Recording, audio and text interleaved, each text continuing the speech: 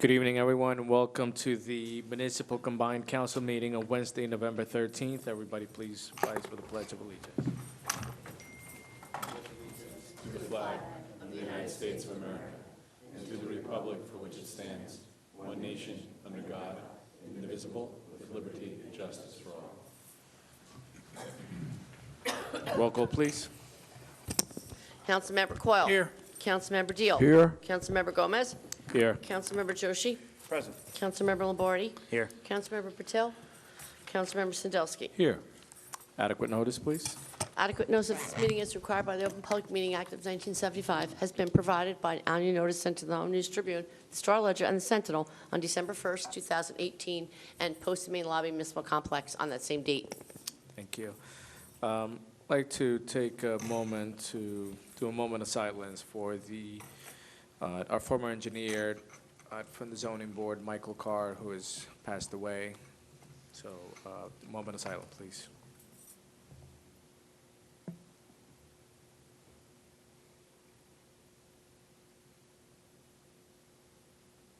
Thank you. Starts reports from all council committees. I'll start from my right. Councilman Coyle.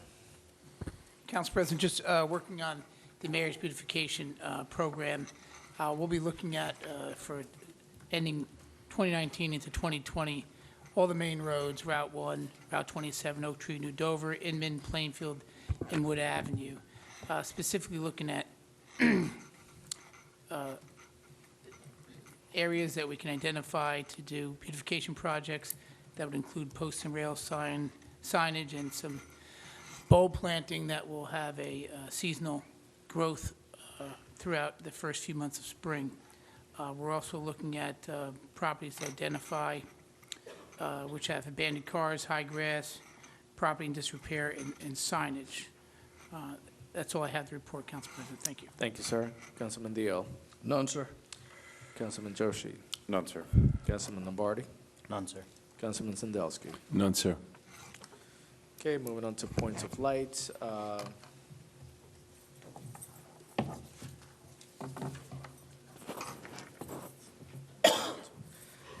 Just want to take a moment to thank all our veterans in observance of Veterans Day that was this past Monday.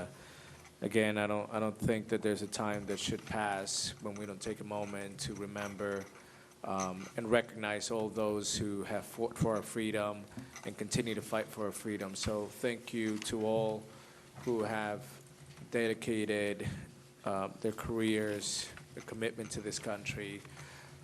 It's something that we should always remember, and something that we should always be proud of those who always fight for us and for our freedom. So thank you again. I know we didn't have a council meeting on Monday, so just always want to take the opportunity to make sure that I'm sorry. Oh. I just want to add on that we did name 2 streets in addition to celebrating our veterans and celebrating our Veterans Master Sergeant Dave Tingle and PFC Kenneth Warnowski were both honored with street signs and streets named after them. Well-deserved.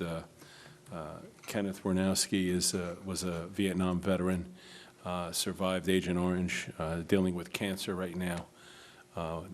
All the more reason we need to help our veterans and respect them and honor them on this special day. Thank you. Thank you, sir. And Council President, I want to add one more point of light. Yesterday happened to be our council member Lombardi's birthday. He turned the big 38. So I wanted to wish him a happy birthday. Absolutely. Council President, I didn't hear the age. How old? He's 38. Okay, Yeah. I still couldn't hear it. You said 38, right? 38. Thank you. Thank you. Happy birthday, Councilman Lombardi. Thank you, sir. Okay. Anybody else? Just want to note that, remind everybody that on Monday, November 25th, will be a combined council meeting. So just want to make sure that everybody follows. I think it's been posted on the website and has been published in the newspapers. So Monday, November 25th, will be a combined council meeting. We're moving on to the agenda items. starting with the Business Administrator Resolutions A through I. Any questions on that? From the Department of Finance, Resolutions A through E. Okay, Department of Law, Resolutions A through F. Council President? Yes, sir. Mr. Northcliffe, can you explain the, I think it was C, 31 Harding Avenue? It's a standard developer agreement. It's not a redevelopment. Basically, it's required by the planning board. Once you get approval of the planning board, it's required that the developer get a contract setting forth, posting the bond, that type of thing. Okay. It's for, I believe, it's 8 units. I'm not sure if they're single family or townhouses. The former swim club site. Yeah, yeah.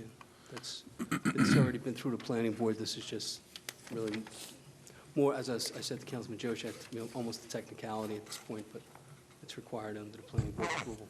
Okay, thank you. Anybody else? From the Department of Planning and Engineering, Resolution A through D. Department of Public Works, Resolution A. From the Chief of Fire, Resolutions A and B. From the Chief of Police, Resolutions A through F. From the Township Clerk, Resolution A. Council President, Yes, sir. would you mind if you give me the courtesy to rewind back to Public Works, line item A? Sure. Could the administration just walk me through this item here? This is an emergency contract that we had passed last year in the amount of $500,000. We have to get from now to the end of the year, so we're putting another $100,000 for any repairs that might need to be made on an emergent basis until the end of the year, not to exceed. So is this for sewer? Yes. Okay, says for sewer repairs. And the company is B&W Construction? Correct. What exactly do they do for us? Are they handling the? They're our what jobs? emergency contractor when a pipe breaks or bursts or a pump station goes down that we can't repair. Are they the only one? They're our only, they run the bid, yes. BMW? For some reason, I thought there was somebody else. So for 2000, It used to be. who was the one prior? Okay, I and- can't and remember. I can look it up for you. So for 2019, so far, we've only spent about 500,000 in We've repairs? yes. On sewer? Correct. On emergency repairs? Mm-hmm. Only $500,000, okay. For some reason, I thought it was a lot more last year. We had more breaks in the sewer. I can look up the account for you. Okay. But obviously, if it's only $500,000, it says right here, if you're only asking for For this, 100,000. for this vendor, yeah. I'd Obviously, have to it run didn't the exceed. line. Okay. Thank you, Council President. Thank you. Anybody else? Okay, moving on to, from the member of the Planning Board, Councilman Sadowski. Thank you, Council President. Our next meeting is this Monday, November 19th at 6:30. Monday or Monday, November 19th. 18th? I'm sorry, 18th. 18th. Sorry about that. I'm pretty sure you don't have to check. 18th. Yeah, 18th. It's 18th. Thank you. Unfinished business, ordinance for further consideration, public hearing, and final adoption, 2055-2019. Okay, any comments? Moving on to discussion items, I'll start from my right, Councilman Coyle. Council President, could I defer to the end, please? Okay, Councilman Deal. Thank you, Council President. First of all, I want to, I guess this should have come under points of light, but for those who don't know, today is World Kindness Day, World Kindness Day, where across the planet, individuals, humans are sharing acts of kindness with one another. I was a big participant in it throughout the day today. I think it's one of the most wonderful things to be kind to one another. And my only regret is that World Kindness Day isn't every single day. And Just wanted to share that with everybody. The other thing is, I want to congratulate all the people who won in the election. A couple of my council colleagues who are sitting with us, or one is tonight, and to those on the Board of Ed election. I do have a concern, however, that I want to share with everyone, and that is that when there was a proposal to move the Board of Education election to coincide with council, mayor, gubernatorial, presidential elections, and put them in November, one of the concerns and one of the reservations was that it would become too political. It would become politicized. And we understood that when we decided to make the change. But I have to be honest, I did not think it would create or become what it became in the last election. I'm very concerned about the fact that the Board of Education, the spirit and intent of that board is to be autonomous, to be its own board. It shouldn't be Democrat or Republican. It should be the Board of Education. And I say this from personal experience. I was elected to a Board of Education. I served 3.5 years on a Board of Education. And every day and every minute that I served on that Board of Education, we never dealt with anything as Republicans or Democrats. We never did that. We dealt with every issue came in front of us, and most of it was policy, but we dealt with every issue as Board of Education members, not affiliated with any political party.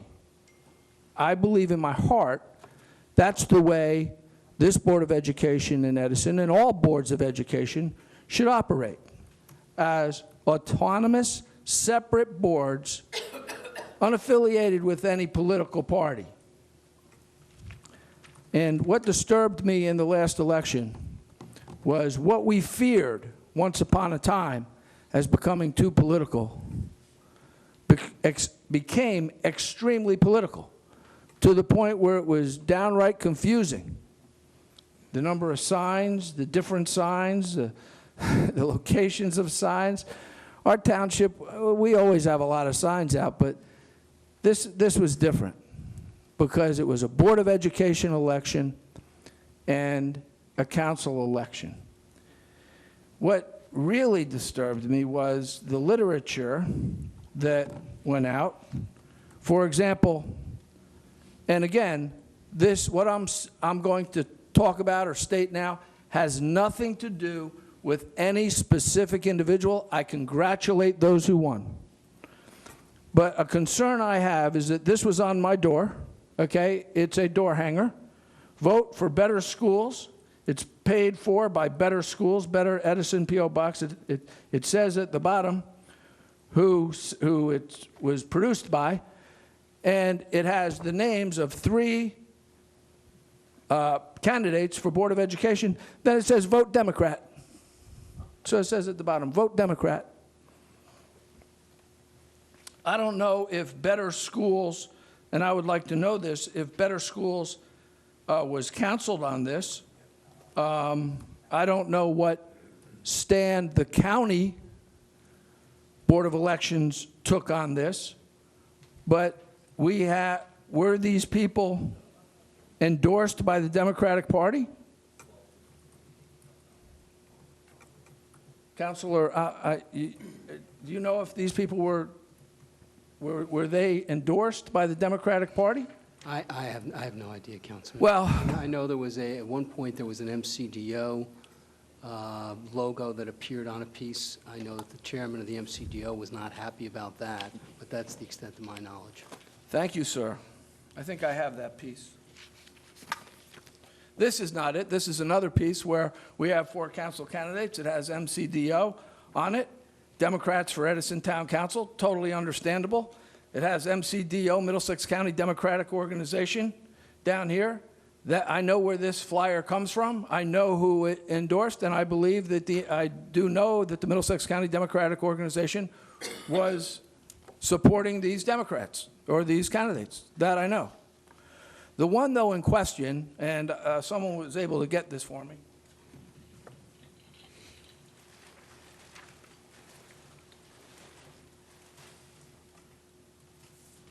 And I appreciate this because this way maybe the folks at home can see this, okay? It has the names of 4 Democratic council candidates, MCDO, the exact logo that's used on the other flyers. Then it has 3 candidates for Board of Education, 1 team, 1 Edison. Vote column B. Now, Counselor, you just stated that the chairman of the Democratic Party didn't know about this? He did not, So, and he was, I can tell you, he was less than pleased. I spent some time volunteering on Election Day with the MCDO, and that was not well received. well, thank you, because it's the exact logo of the Middlesex County Democratic Organization. There's no secret, the number of Democrats and the number of Republicans in the township of Edison, registered Democrats, far outnumbers the number of Republicans in Edison Township.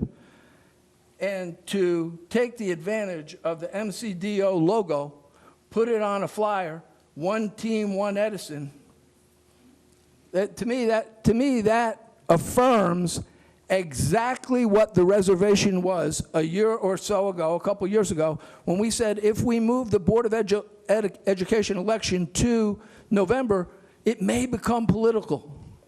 It may become political. This is what we have. Now, I would take, if I was the chairman of the Middlesex County Democratic Organization, I would take real exception to this, because I'm not sure what legal steps I could take to, number one, find out who did this. This is almost, we deal with these flyers. I mean, we have the racist flyer, and I'll speak about that in a second. But we have these flyers, we have this communication, we have these mailings that go out that are false advertising. And I understand the slant and the political thing that goes on, but this is a little different. What this does is this links the Democrats of Edison, me being one, and I have been all my life. It links the Democratic organization with 3 candidates that I don't believe were voted on by the Middlesex County Democratic Organization. I do not believe were endorsed by the Middlesex County Democratic Organization or supported by that organization, yet somebody takes it upon themselves to put this flyer together. If anybody thinks that's a good idea, please share it, because this is my idea. Like I said with the racist flyer, and by the way, for those people who are interested, we are waiting for the fingerprint results. We have a lot of fingerprints that were good fingerprints. We expected them by today. We don't have them. As soon as we get those results, we will be naming another or scheduling another date, hopefully in the very, very near future, to continue with our committee of the whole. But I'm going to say what I've said about the racist flyer about this. Enough is enough with this. You can't step out of bounds like that. I understand playing by the rules. I've run for several elections. I understand how it works. But this is beyond the rules. The racist flyer was beyond the rules. You're stepping out of bounds and thinking you can get away with it. I don't think whoever produced that or ever produced this should get away with it, unless the Democratic Party supported the candidates. And again, I'm going to make it clear. This is nothing against any single candidate, either side. This is not about candidates. It's about how this process has become politicized. Exactly what we feared would happen, happened. So, Council President, I'm going to suggest that we prepare a resolution to move the elections back to April. Have them separate, like they were for so many years, where the people running can divorce themselves or separate themselves from the political influence of a party, whether it's Democrat, Republican, Independent, whomever. Because I'm going to say what I said when I started this off. I spent 3.5 years on a Board of Education, every single day. Don't think I missed a meeting in 3.5 years. And I will tell you, every single day, we dealt with things as Board of Education members, not pressured by any political party to go anyway, and certainly not supported by any political party, nor did we think of ourselves as Democrats, Republicans, or anything else. We were Board of Education members. I think that's extremely important. Council President, I'm putting forth that we put together a resolution to move these elections back to April. Thank you, sir. Council President? Thank you, sir. Council President? I Council wanna- President, if I could just, only because my name is on that, I'd like to just have a Go ahead, short Councilman comment. First, I just want to say I agree with Councilman Deal 100%. The process of being screened in the Democratic Party for council is a lengthy process. People screen over a timeline, and then they go into a voting session, which is conducted by secret ballot. In no way was any of the candidates aware of this piece. I became knowledgeable of the piece about 9:30 in the morning, and I did receive a phone call from our chairman of the county, who was extremely disappointed. My second phone call was to our chairperson to have it removed from any social site that it may have been on that we can control. This was posted, I imagine, from another group. It appears to be an attachment on the bottom of a flyer we've had. So it's clearly them just attaching their license plate at the bottom of our Democratic MCDO logo that we share with the county, which we have the privilege of sharing. I also agree with Councilman Deal that this election was a mess, from signage to the parties, different parties' support of candidates. I mean, it became political, and it certainly does not need to be part of the Board of Ed. I recall in my time that candidates would submit their resume and go unchallenged. This was back in some time. So I would second that motion immediately, that we should be moving this to a different date like we had before. It just should not go on, and I'm looking forward to the council president supporting Mr. Deal's resolution request, and I'll be seconding that. And thank you for the homework you've done, Mr. Deal. Councilman Joshi. I'm Thank you, Councilman Coyle.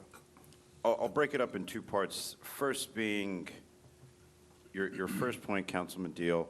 Everything you said, I agree with in terms of the flyers itself. It's irresponsible and reckless. On Election Day itself, when I was made aware that a certain group, Better Schools, whatever the Political Action Committee was using the MCDO logo, and just to clarify for anyone who's not aware, MCDO stands for Middlesex County Democratic Organization.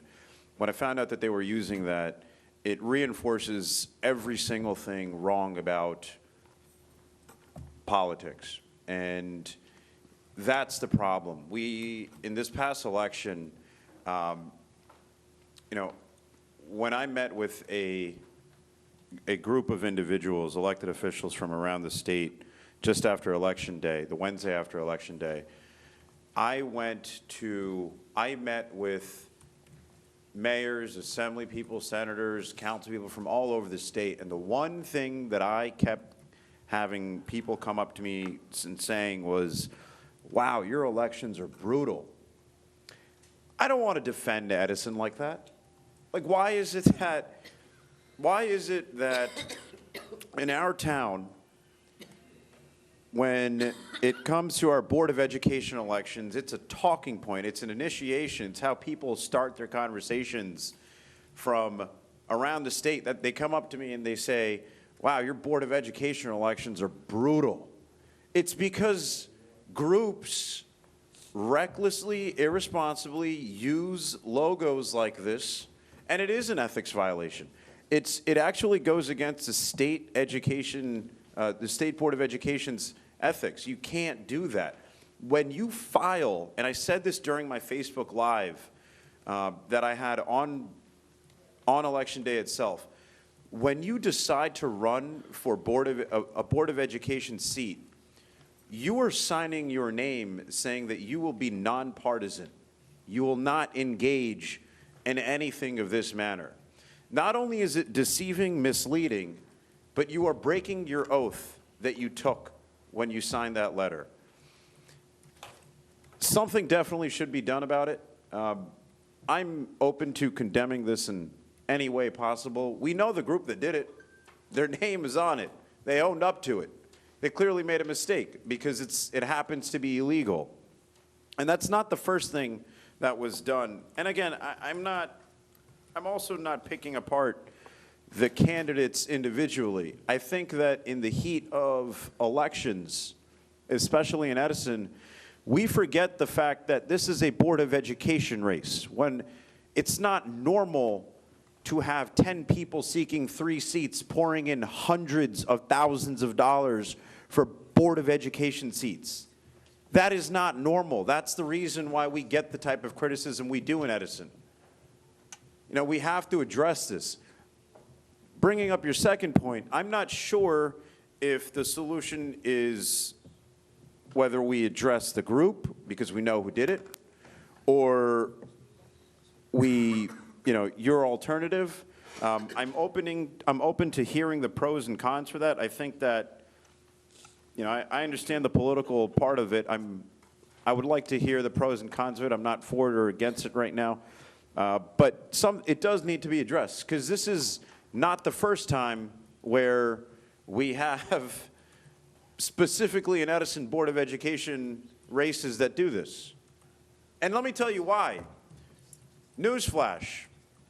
When it comes to the numbers in Edison, registered Democrats, I'm strictly speaking in terms of facts, registered Democrats outnumber registered Republicans 4-1. So when you seek office and you use a banner like that illegally, you are automatically misleading a massive population. That's the problem. Like, that's what we need to be addressing. But I'm happy you brought this up, and I appreciate the oversized, example you had. Council President, I think something else that bothered me when I saw this, besides the fact that what Councilman Joshi just said, that it's 4-1? Correct. 4-1, okay? The way people vote for their own reasons. Some people are well-informed voters, some people are not. I would like to see the statistics on line voting, and, let's see a progression on how that has worked over the years. Because what I do know is most people who vote do not know, in this case, 10 different individuals, another 4 on the council side, another 4 on the other side. You're talking about 20 people all in town running for election. And how much do the people really know about these people? What they do is they line vote. A lot of people line vote. It's been going on since there have been political parties. Column A. In fact, they even say it, vote column B, or they tell you to vote the column. They're not telling you about the pros and cons or the qualities or the skills of the people. They're just vote down the line. So when if you are a Democrat in Edison and you go out and there it is on your door, oh, okay, this is the word from the Democratic Party. These vote Democrat to 3 candidates, nothing against the candidates, who are not necessarily in the Democratic Party or have not been endorsed by the Democratic Party. You've just hoodwinked, you've just fooled, or you're trying to fool the public into thinking that these people are supported by the Democratic Party and that they are endorsed by the Democratic Party, and you as a good Democrat ought to vote the line and vote these people. That's wrong, number one. Number two, I think the thing that really has me here is that we are in the middle of a committee of the whole investigation about flyers. One of the things that came out about the committee of the whole was there was an attempt by a certain group running for Board of Education to attach themselves to the council members, me being one of them. The lanky team, the Lanky team. I'll say I was on the Lanky team, but I never gave my consent, endorsement, or support to any Board of Education member on any side. I never did that.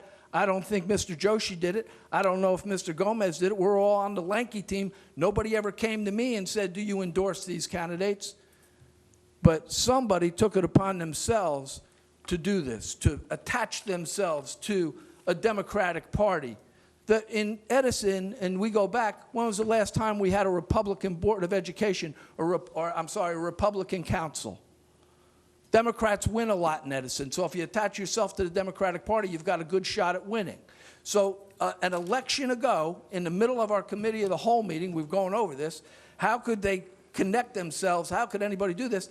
And then the next election comes and somebody does almost the same thing, not with the racist overtones, but the same deal to glom on, to hitch their star to that Democratic wagon in the hope that they'll get the Democratic support.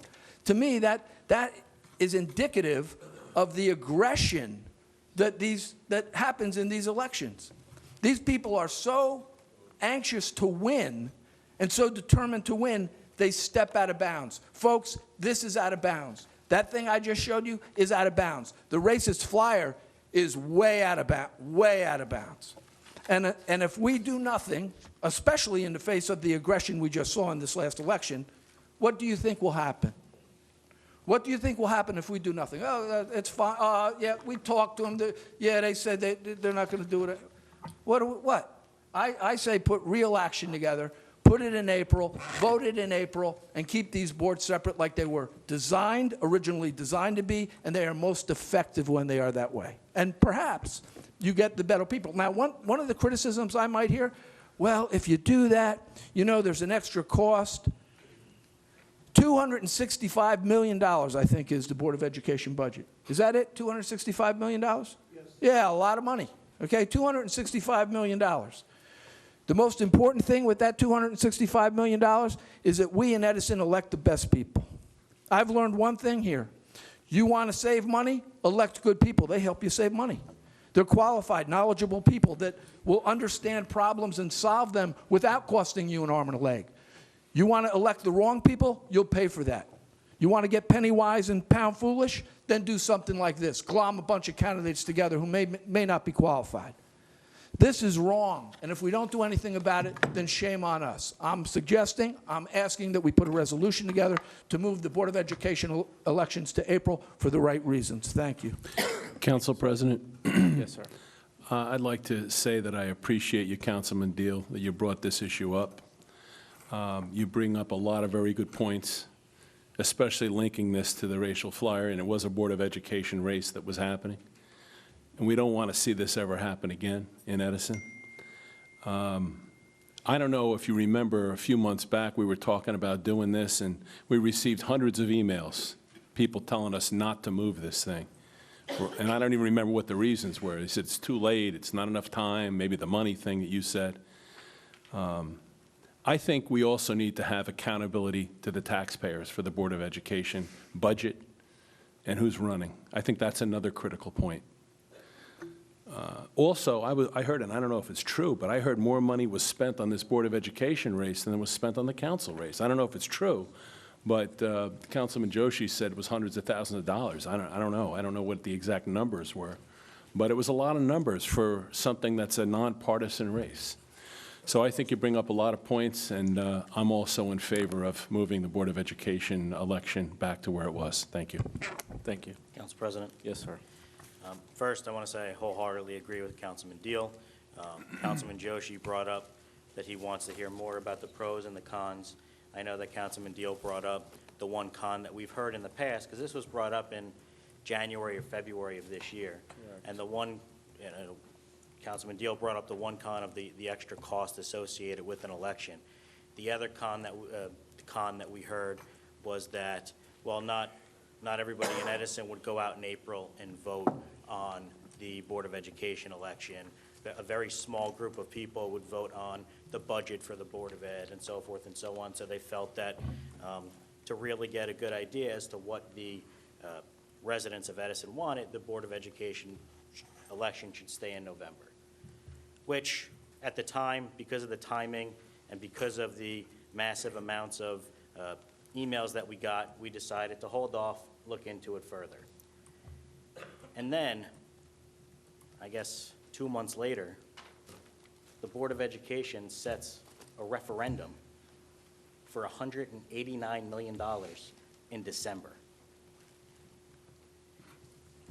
So my question was, well, if you want everybody to be able to vote on a budget of $265 million, or a referendum of close to $200 million, $189 million, why wouldn't that be on the general election in November? Why set it for a special election in December?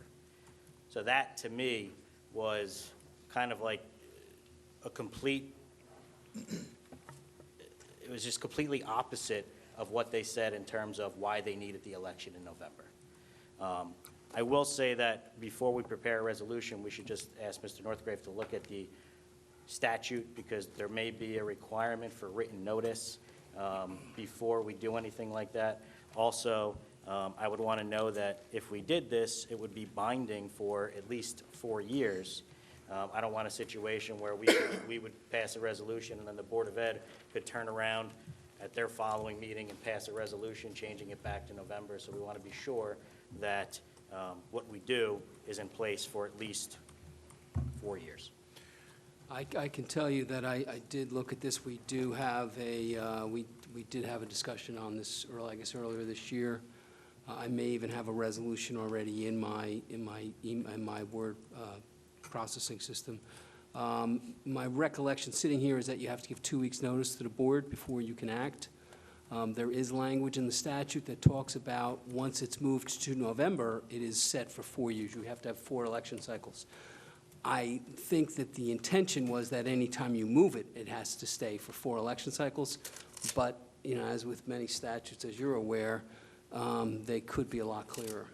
But it certainly appears to be the intent that once either the board or council moves it back to April, that it would have to be there for 4 election cycles before it could be moved again. One question. If it is moved to April, then the budget also gets voted on. Is that a requirement? Budget gets voted on as part of the, you mean, when would the budget be voted on? The Board of Ed. Same time. Yeah, it would be the same. So it would have to be? Okay. There's no way to avoid that being voted on? Like only voting? No. Okay. No, everything would be moved, yeah. Okay. Yeah, I mean, you know, Councilman, maybe, I didn't specifically look at it, but it would make no sense to me that you would leave the budget in November and move the seats back to April. Yeah. So Or, you know, that you can bifurcate it. Yeah. Everything would have to go. That would be a point of, I guess, concern for me, because on one hand, absolutely, candidates should be campaigning on their merits and on their platform, not choosing partisanship. However, a budgetary concern would be a reservation that I have. But I guess, like I said, I'm open to learning more about it, hearing from the different vested parties. Mr. Northgrave, my recollection, can't recall correctly, actually. If the budget is under the cap, does it still have to go for a vote? Yeah, that's why I said I don't want to speculate. I don't know. I've never had, you know, a reason to look at it. So I can get to that answer, but I don't have the answer sitting here. I think you're right, but I don't want to speculate on it. Yeah, I don't recall accurately, but something that we, As I recall, the Council President, if it's in April, it gets voted on no matter what. okay. If it's in November, it only gets voted on if it's going to be above the 2% Right, that makes cap. sense. That's my recollection. Okay. I think that everybody's in agreement that we should move forward with extending the notice. Mr. Northway, so if we can formally request that you give notice to the Board of Ed and then prepare a resolution for consideration for this council. Yeah, just and I'm almost positive my recollection is correct, it requires 2 weeks' notice, so you would not be able to act on it at the next council meeting. it would have to be, because the next council meeting is 12 days away, so it would have to be the first meeting in December. Understood. Understood. Great. Thank you. Thank you, sir. Thank you all. Any additional discussion on this, Mr. Lombardi? I think that's it. The only thing I'll say is, I know that there was recently a Diwali celebration, and happy Diwali to everybody. But I will say that some of the larger empty parking lots, there were a lot of fireworks sold, and after the celebration, a lot of the firework remnants were left. And I know one in particular I saw was by the hilltop, the big empty parking lot. If we could just go there and see if it's been cleaned up, and if not, contact the appropriate people to have it cleaned up. That's it, Council President. Thank you, sir. Councilman Sandelsky. Thank you, Council President. Just like to ask Michael how we're doing with our parks. Now that it's freezing weather and we're going to get snow soon, I'd like to know how we're making out. Well, and I'm happy to say that as of today, the only park that requires punch list upgrades is Beatrice Park. Other than that, everything, all the punch list items appear to be addressed, and the contract appears to be substantially complete, like I said, except for the grass at Beatrice Park. So all those parks now are operational, functional, people can use them, and Yes, except for the area that is sodded, with hay and seed. Right.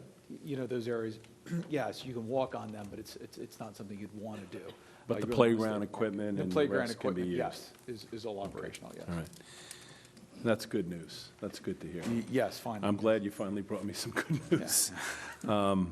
The second thing I'd like to talk to you about, Mike, is, and some people had mentioned this, and I think I tried to explain it to them why it happened, and I talked to Maureen about this too, is that some people wanted to know why half of their streets were getting paved. And it was my belief that a few years back, we did some utility improvements, water and sewer and gas, and we replaced some lines in there, and half the road got paved, and at no cost to the town. Is that correct, Maureen, back then?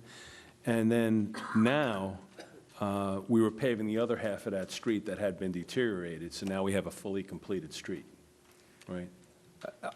There are many streets are being paved right now. I'd have to Well, this was discuss- half of the street. But And with some- which streets?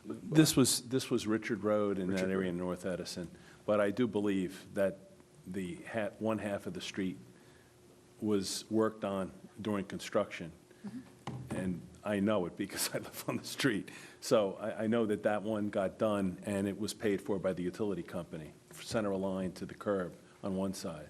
So the town saved that money, and now that street is completely intact.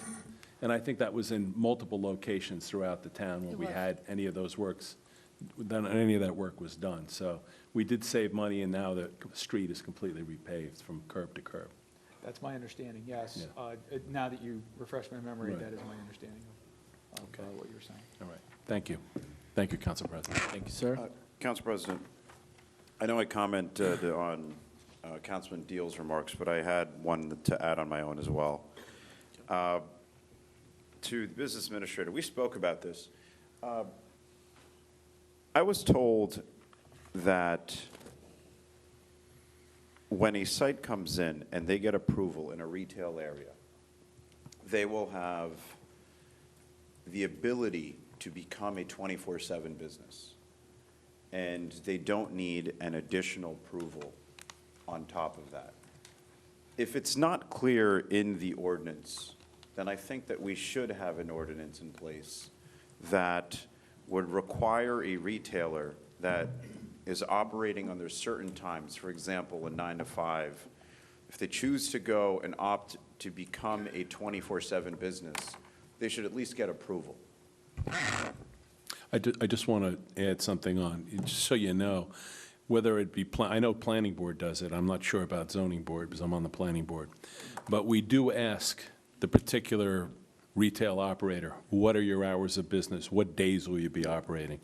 So I think it's a good point. If they're going to change the way they operate on, and they're depending, who knows where they are? It could be on Route 1, could be abutting a residential neighborhood. Yeah. That's when it becomes an issue.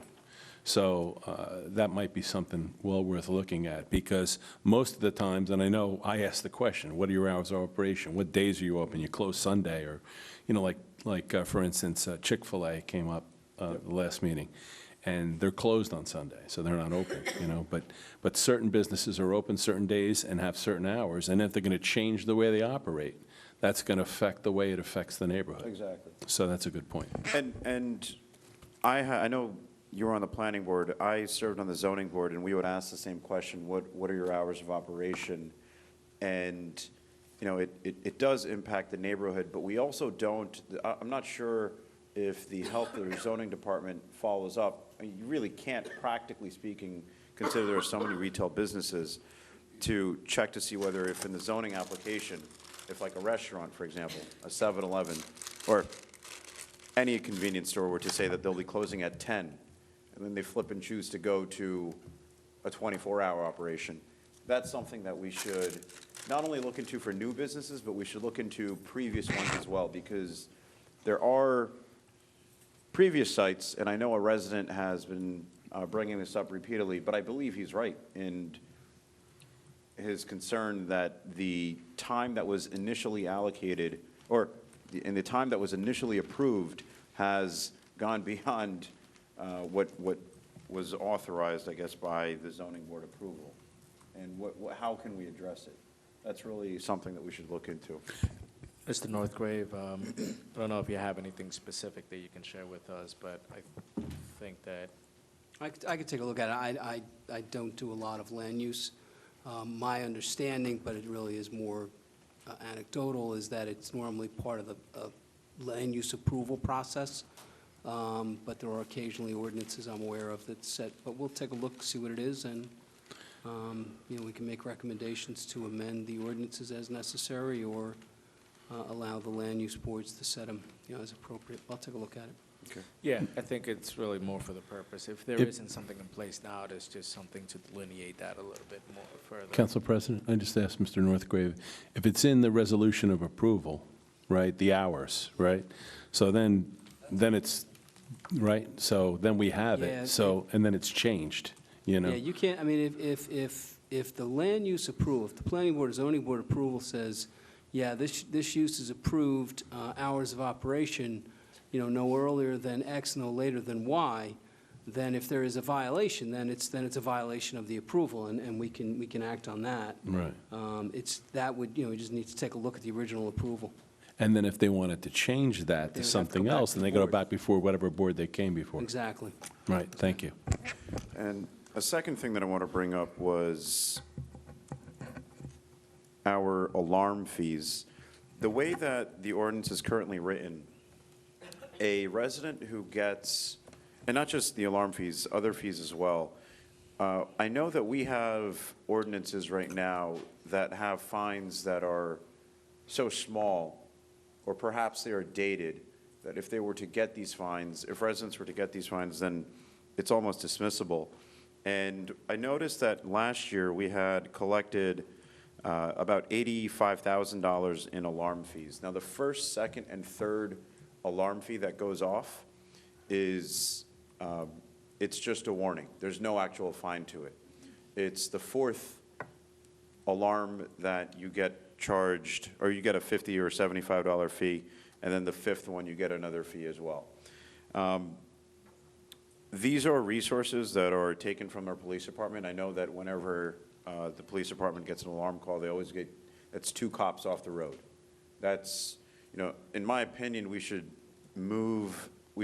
change that, not just this one, but we should look into the ordinances that have smaller fees, such as $50, and try to double them. Because if we're generating $82,000 or $85,000 in alarm fees on 4th and 5th offenses, and we can bump it up to a 3rd or 4th offense, then we can perhaps double our revenue. I think we have to, try to gain revenue from these dated ordinances. I want to say that they're probably not as dated as you think. I do recall them being revisited more frequently. Okay. I know obviously fire prevention has upped their fees, but I know a lot of these ordinances have been revisited. And again, remember, is the purpose of working with the community, working with the residents to make them aware of the issue. So it's a fine line between punishing them for something that, could be an issue between the alarm company as well, and that's some of the issues, that's some of the things that we ran into, is not solely the resident or the business, sometimes it's a combination, but that allows for that correction to take place. And again, we want to make everybody safe, but also we don't want to discourage people from not having an alarm system because they feel that it's going to become a lot more of a burden than anything else. And we don't want it to become a burden. So, as always, we should look at it, take a look at it again. I know that they have been touched on. Yeah. And it hasn't been as dated as it might appear. And I think that you're probably referring to that because of the minimal fee. Correct, yeah.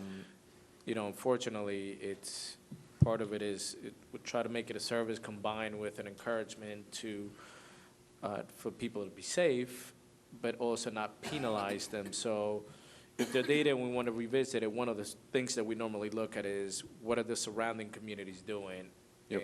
and what other departments are doing to continue to make that efficient, to not become a burden on the police department, and to have also accountability from individuals. So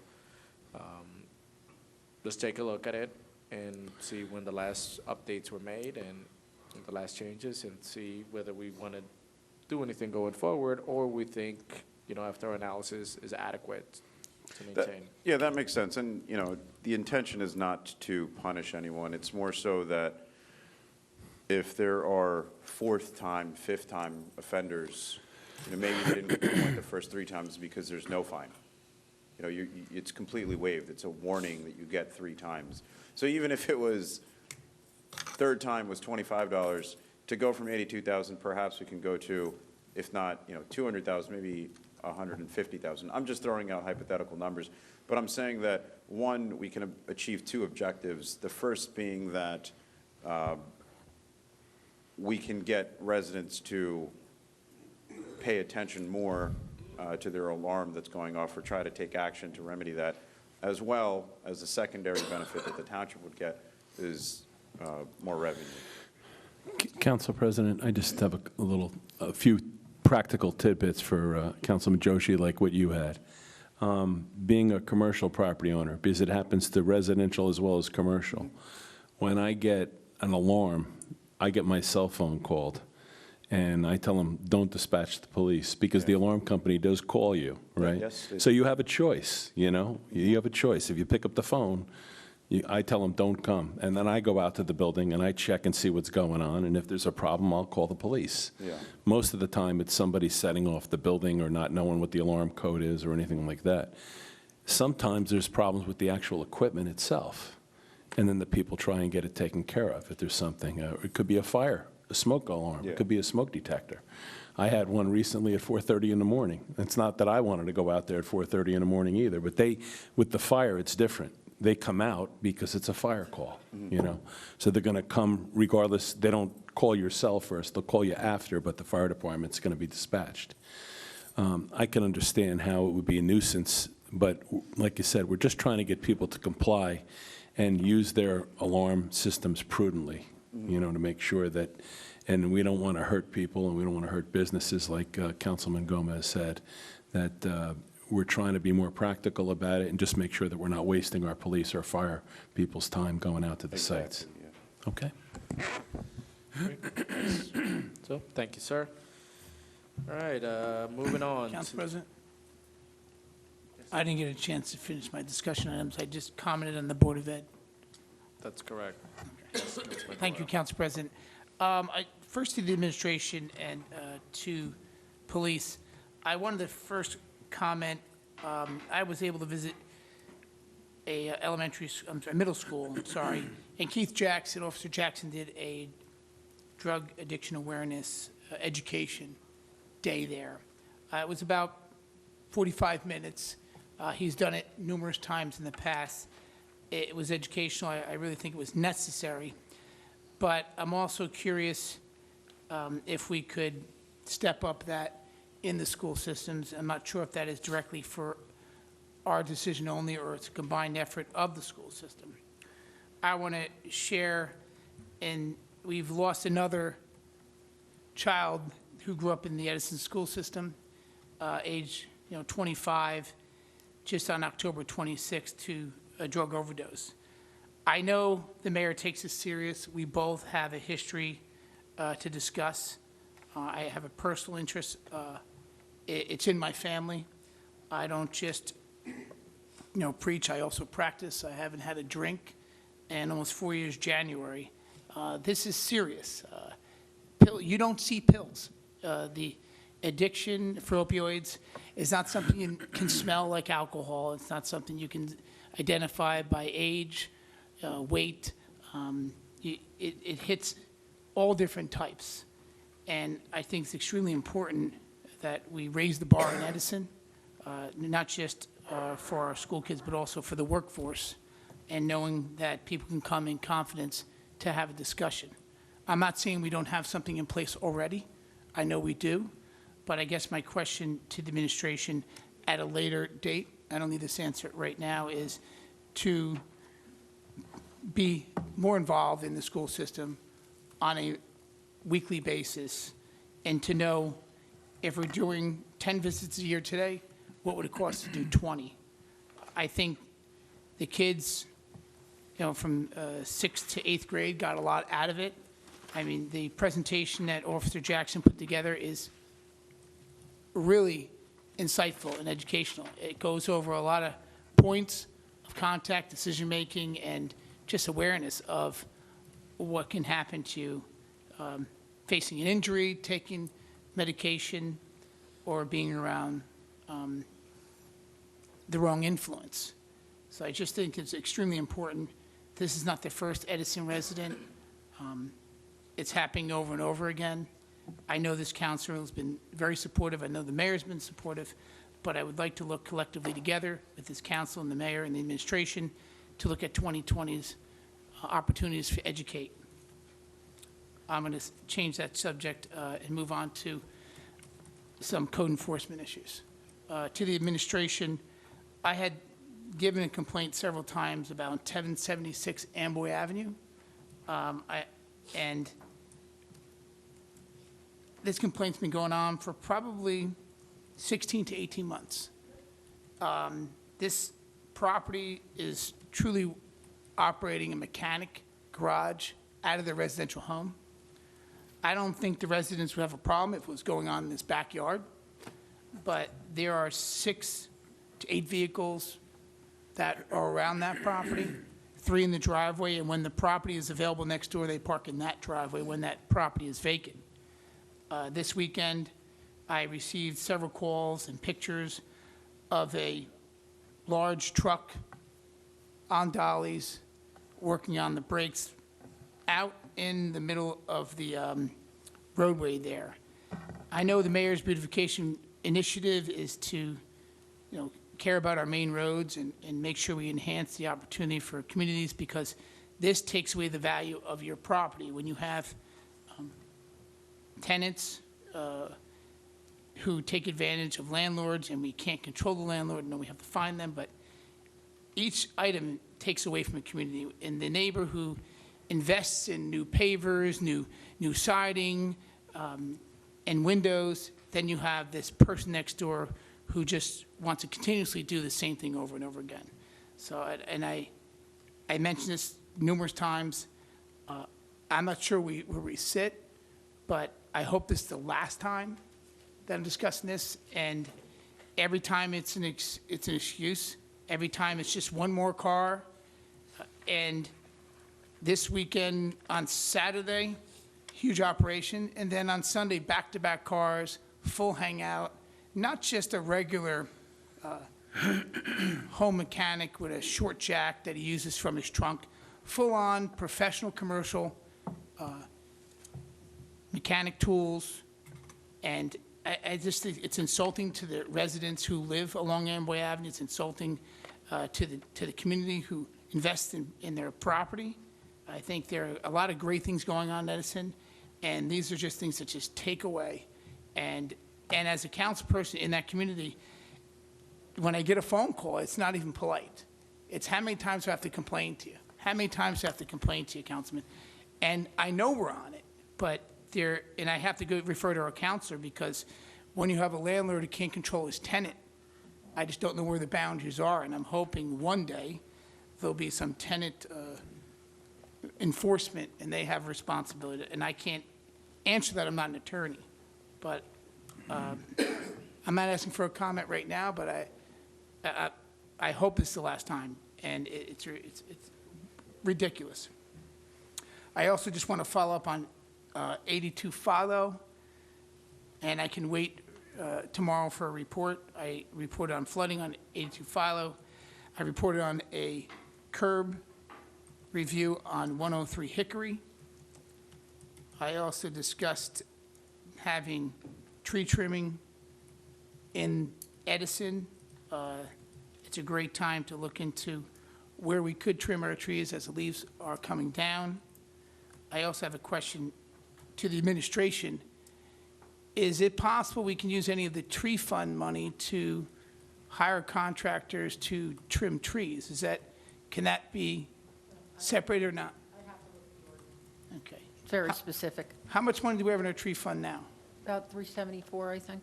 Okay. I think throughout the town, there are a lot of great trees being smothered by trees that were saplings, and they're just growing over each other, and I'm just curious what we can do throughout our parks.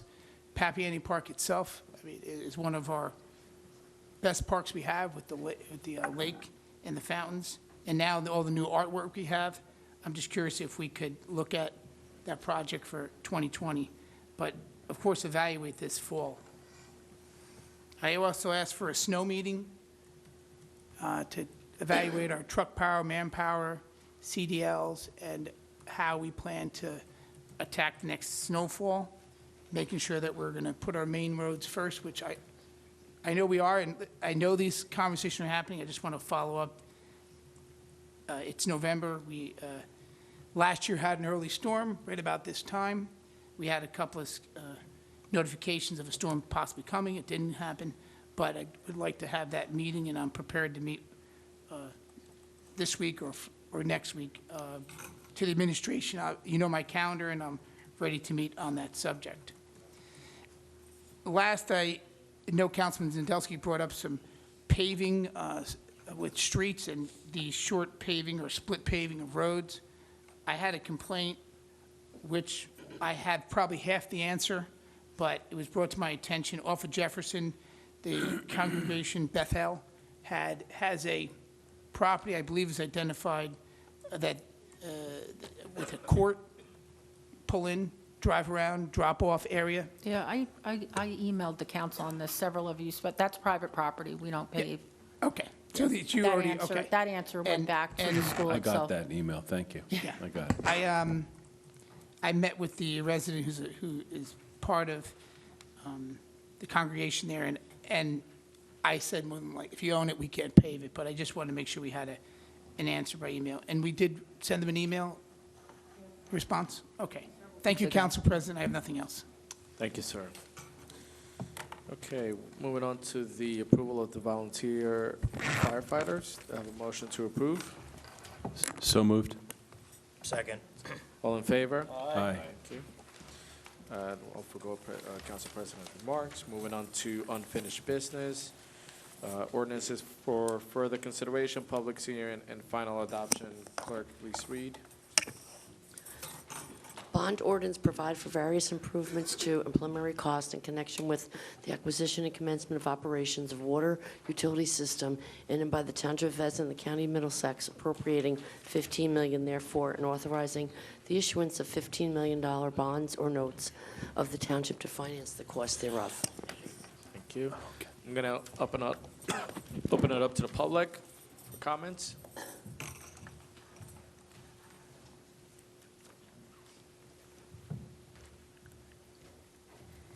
Lois Tar, 52 Reeder Road, Edison. I'm not sure if this is the right time because the resolution hasn't actually been brought up yet. If you want me to wait till the end, I can do that. But it has to do with the board election thing. This is just on this But ordinance. this is on Okay, the that's what ordinance. okay. Motion to close the public portion? Second. Any council comments? Okay. Motion to adopt?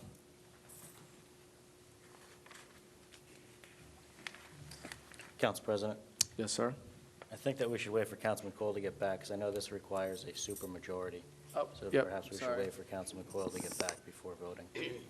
Understood. Great. But I will make the motion to adopt. Second. Thank you.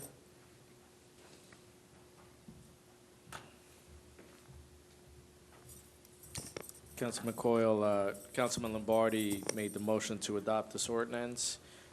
Councilman Sandelsky seconded. Now we are going to do a roll call.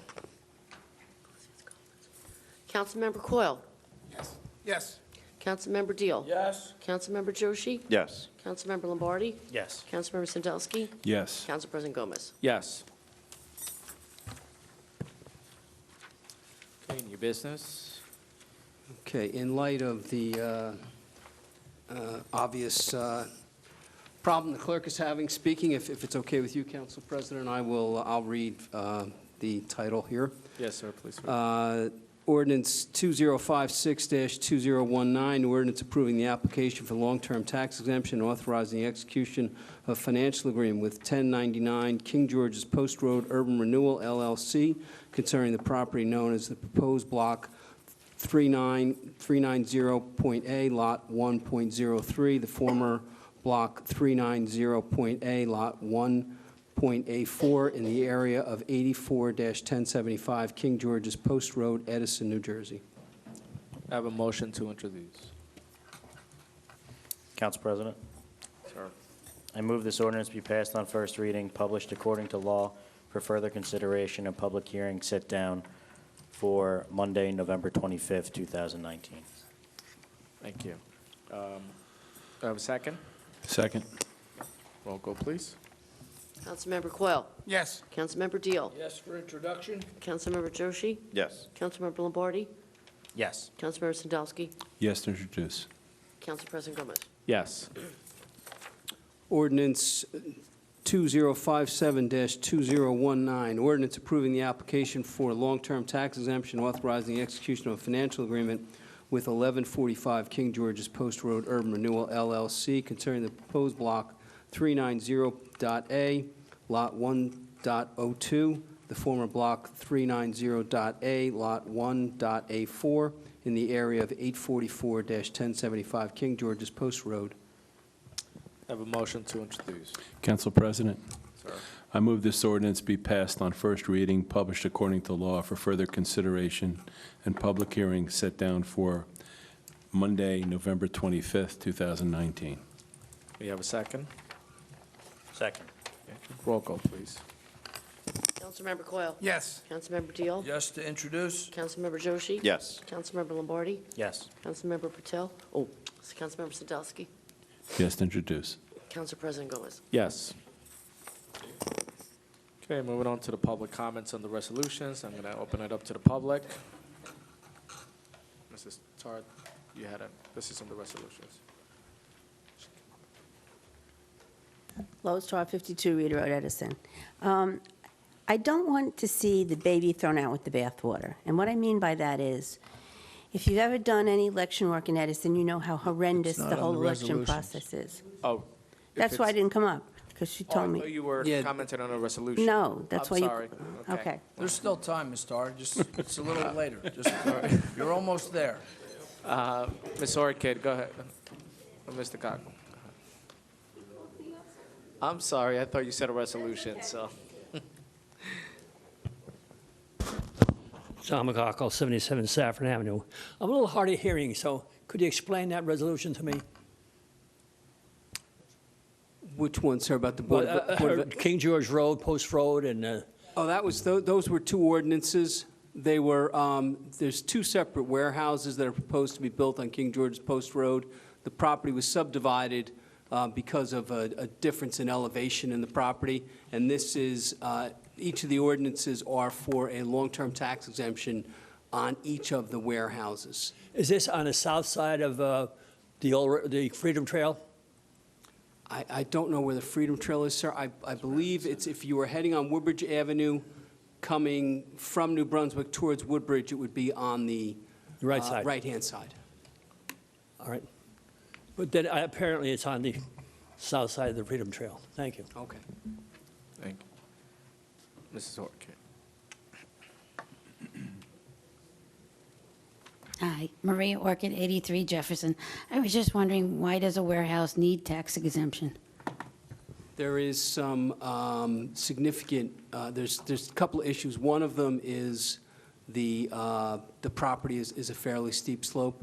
And second, it's the cost of developing the warehouse itself are high, and it's going to, the project's going to need an exemption. We can get into all of the various financial issues, but ultimately, it works out better for the township. Without the exemption, the property lays fallow, and right now, I think we're collecting, I don't know, $50,000 a year, and when the project gets built, it'll be about $750,000 a year. And how long is long-term? 30 years. Thank you.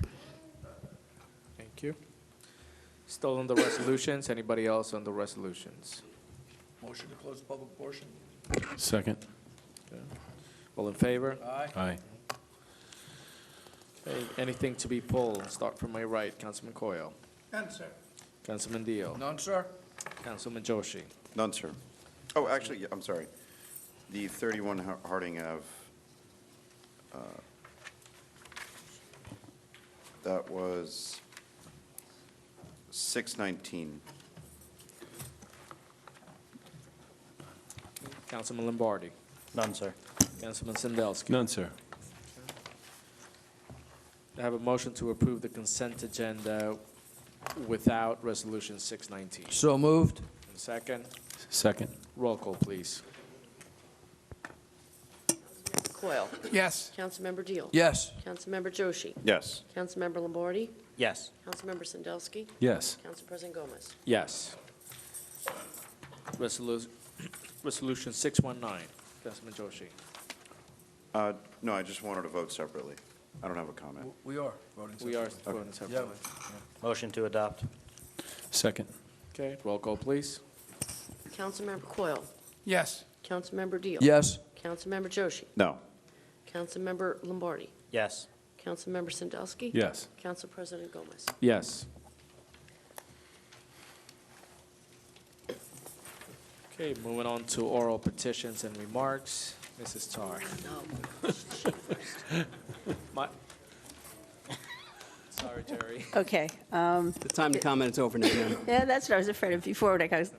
I'm not a big fan of moving the board election for a number of reasons, but when I started to say about throwing the baby out with the bathwater, you've gotten in the past a lot of reasons why it should be moved to November and not changed to April. The political argument, I feel, is not a really valid one, and I'm going to tell you why. What's to stop someone who's running in April to put the same logo on a flyer and to say the same thing again? The bottom line is something should be done to the people who do this.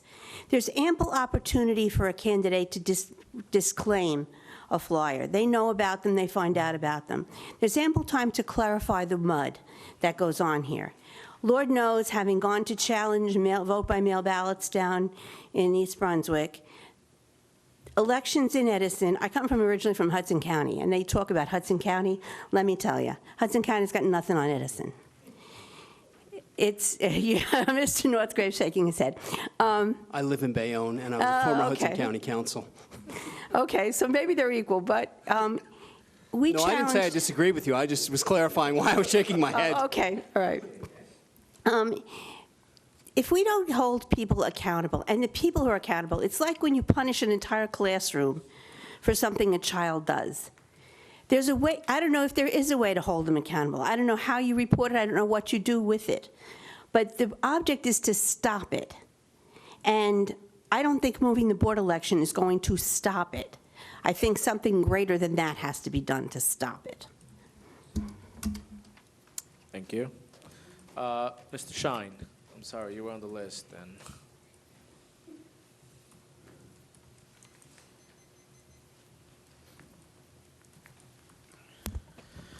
Good evening, everybody. First of all, I want to congratulate Joe, AJ. sorry, sir. Oh, Jerry Shine, 18 Winthrop Road, Edison. Thank you. First of all, I want to congratulate Joe, AJ, Joyce, and Rich Brescher on their victory. It was a great victory. The campaign was quiet. There was no bad words towards either party. And I wish in the future elections, they can use our campaigns as an example of what politics should be in Edison, and not the craziness that's been going on in other elections. Secondly, I agree with every council member here about switching the elections to April, either the first Tuesday, April, or the second. It doesn't matter to me. I really think the Board of Ed election should be separate due to the politics that was going on Tuesday, November 5th. And it should be a bipartisan election. And it shouldn't be any swings to the left or the right. It should be right down the line. Gentlemen, thank you. Have a great night. Thank you, sir. We're off the list. Maria Arquette.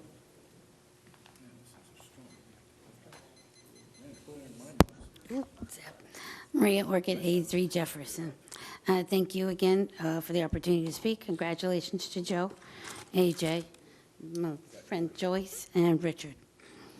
I do agree with Joe with the trees. They need to be trimmed. At some places, they're so overgrown you can't see the street signs. So we need to have a plan in place. And, you know, I'm in favor of the tree fund and what we can do to get our tree status back. Trees are very important. Also, I wanted to point out, I was driving this morning by Clayton, and there's this beautiful tree right near the building, and I was just worried if we're going to preserve it.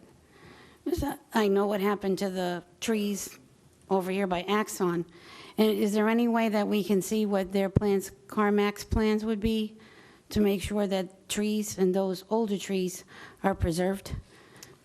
I think that's going through the planning board right now. It went through, actually. Yeah, already. I think it's already, right? Yes. Yeah, right, yeah, it's gone through the planning board already. They have to address, if they're taking trees down, they have to They'll address. have to have a The tree planning board removed. There would be a plan in the Because planning I board. think up in the back. that would be such a shame to lose such a treasure as that. They'll have to provide a tree removal plan to the planner and to engineering, so that'll be part of their site plan. Council President, if Ms. Orchid so chose, she could go to engineering and review the Engineering and plans. to see the You plans? could review the plans, yes. We were talking in the Open Space Fund that there's a lot of different events that go on at Lake Papiani. And one of their suggestions was, could we look into installing a restroom instead of having the porta potties all the time, if there's any plans? I don't know that there are any plans, but that's something that I can ask the BA to look into and see what it would entail. The other thing It's is, feasible. I don't know if it's feasible, being that the shelter is so close when we're having the fireworks. And instead of the fireworks having sound, is there a way we could still have the fireworks without so much noise that would upset the animals, since they're so close? Okay, Sorry. go ahead, sorry. The other thing I had brought up to engineering a couple of times, the lights on the ramp of 514 is very, very dark. I was concerned that they were going to have an accident there. I know a couple of times he did say we reached out to them, but there's still no lights. And that curve when you're coming off is dangerous. You talking about the intersection of? When you're Woodbridge coming Avenue off of like 440 onto Woodbridge Avenue, or if you're going up the ramp from Woodbridge Avenue onto 287, it's dark. Okay. I'll reach Okay. out again to It's the still DOT dark. Yep. regarding that matter. Clara Barton Neighborhood Preservation is going to have their meeting tomorrow night. Of course, we'd love if everybody can come over and talk about our plans. And next month, we're going to have our annual Christmas party. Of course, everybody is welcome to join us. And thank you. Thank you, ma'am. We're off the list. Mr. Tar?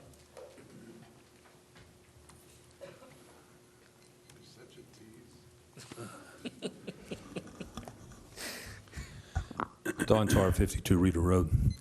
There was some mention of fingerprints regarding the Committee of the Whole. Let me ask the question, perhaps, of Councilman Deal. Have you received Jerry Shee's fingerprints? No, I don't believe we have, right? I mean, and from what I understand, there was, I guess, a response to us that that wasn't going to happen, correct? As far as I understand it, the attorney that was here with him the night that he testified indicated to us the next day that he no longer represented Mr. Shee. And then we received a letter from the attorney that previously represented Jerry, along with Shannon, that they needed some additional information before determining what they were going to do. But as of today, the answer was no. Right. Yes. You requested Sharika Maud's fingerprints? And have you received them? We received a similar response from Mr. Ahmad's attorney. And you requested Shannon Pang's fingerprints? Yes. And you received the same response? Correct.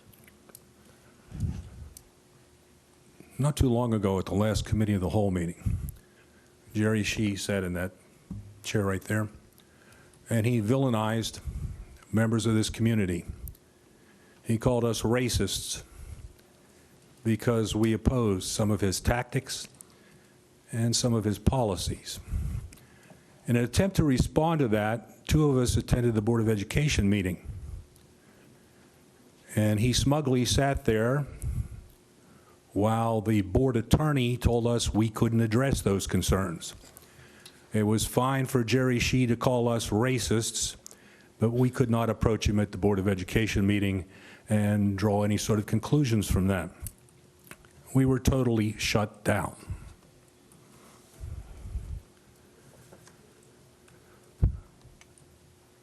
Those individuals have been offered an opportunity to clear the black cloud that hangs over their heads.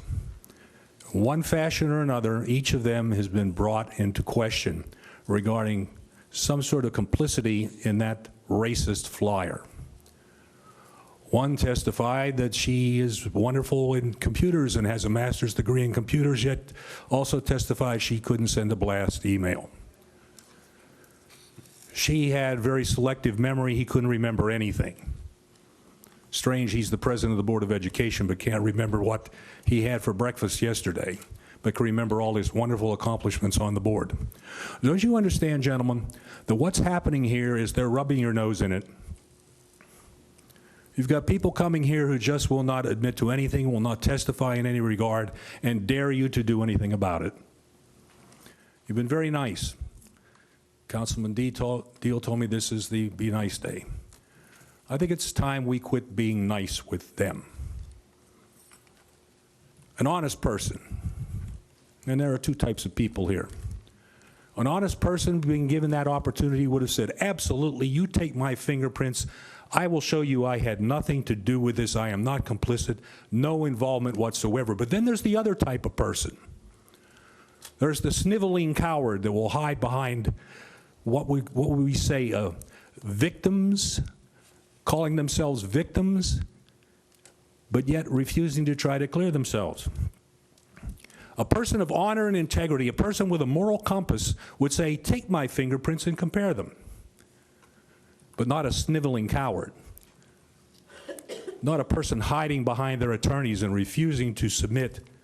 So to this I say, don't play nice with them anymore. Subpoena those fingerprints. And when they refuse to comply, then let's let the people of Edison know. Are they people who want to clear their name, Do they have a moral compass? Do they have honor and integrity, or are they sniveling cowards? Let the people of Edison decide. Go to court to enforce that subpoena if you need to. Let them hold their future in their own hands, because they will be running for future office. And those are not the people we want if they choose to not submit their fingerprints for analysis. Is that who we want representing Edison on the Board of Education? Is that who we want as the president of the school board? Is that who we want having a very prominent position in the Edison Democratic Organization? Is that what we want? Let the people of Edison decide. But you have to subpoena them. You have to quit playing nice. Take the gloves off. When they sit there and mock you and say they remember nothing, that's mocking the Committee of the Whole, that's mocking the City Council, and that's mocking the residents of Edison. And frankly, it's about time we don't tolerate that anymore. Thank you, sir.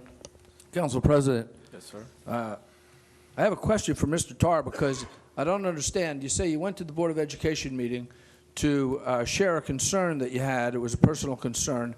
And the lawyer said what? He said that you could... The attorney told us since that was political in nature, we were not allowed to address that. And we were told that there's a board policy about anything political being discussed at the Board of Education meeting when it came to individual members of the board. Now, I haven't had the opportunity yet to go into the board policy manual, but I can attest to the fact that I will. And we were shut down completely. It wasn't just me. 2 of us were there. And we were told, you cannot venture into that arena. You cannot broach that topic. That was the Board of Education attorney. But Jerry Shee wasn't running for election. No, he wasn't. So if you approached the Board of Education, had a question about Mr. Shee, why were you shut down on for political Because that's what the board attorney said was a political question we were not allowed to ask, because it would call into question Jerry Shee. Is he above the law? You can't call him into question when he's not running for office? There are a lot of people in the United States these days that believe they're above the law, aren't there? Counselor, I don't mean to put you in the middle of a counselor's fight here, but does it seem right that if Mr. Tarr came up and asked a question that had nothing to do with the election, correct? Correct. Just about the Board of Education president, that he would be told to sit down? Councilman, it's a difficult question for me to answer. I wasn't there. I don't know what was underlying the attorney's advice. I'm not trying to, I don't shy away from answering questions, but I don't think it'd be fair to the other attorney for me. And that's fair, Counselor, because I wasn't there either. I'm just listening to the testimony of Mr. Tarr. And Mr. Tarr, I appreciate your comments, and Mrs. Tarr's comments also, that something really important here is that we need to, at some point, hold the people responsible accountable. That has to happen. We had a situation a couple of years ago. 2 years later, we have, I won't say almost the exact same thing, but again, stepping out of bounds with these elections. And in this case, in this one case, the people who printed the flyer, their names, their organization's at the bottom of it. So it's not like you can't find them. My question is, what is going to be done about it? Well, Councilman Deal, aren't we being just a bit naive to believe that those 3 candidates on that flyer knew nothing about that flyer? Come on. Look, I was a union rep for the NJEA for 28 years. I was involved with a lot of elections. I ran the election for the man who became president of the NJEA twice. I've run local elections. I've been on the Democratic Committee in this town. I can tell you, those things do not happen. Those 3 people knew what was going on. That wasn't done around them, that they had no knowledge of it. It's Be Nice Day, but let's not be nice. Let's start to call a spade a spade. Let's do some real good ass kicking here and do what we have to do. That's why I say subpoena those fingerprints and see if they try to block you. And when they do, let the people of Edison know who and what they are. Stop playing nice. The flyer painted all of us as racist. It had national attention on CNN. Edison was portrayed as a racist community. I was down at Disney World checking out of one of their places, and one of the people said to me, "Oh, Edison, New Jersey, yeah, that's where the racist flyer was." In Disney World, they knew about it. Blasphemy. Exactly. But come on, stop they're rubbing our noses in it. And some of us are tired of it. We've been to the committee of the whole meetings. We certainly applaud the committee's efforts. You're trying very hard to get to the truth. But you need to step it up a little bit. And if you have to subpoena them, subpoena them. If you have to go to court to enforce the subpoena, do that. And if they try to block you, let the people of Edison know who's blocking and why. An innocent person doesn't block. An innocent person says, "Take my fingerprints." They don't hide behind an attorney. Thank you, sir. I have a question for our council. Would our ethics committee be able to take on a case if it were related to the Board of Education, or would that be deferred to the State Board of Education? And if it is the latter, which I assume it is, can we file that to the state? Because what Councilman Deal showed us, that poster, black and white, it is it's a violation of their ethics law. The fact that they signed that they were going to be nonpartisan. That pack, can we take them, we as a council, can we take them and file that complaint? I'm just giving you my conjecture at this point, Councilman. First of all, no, our ethics board would not have jurisdiction to the best of my knowledge.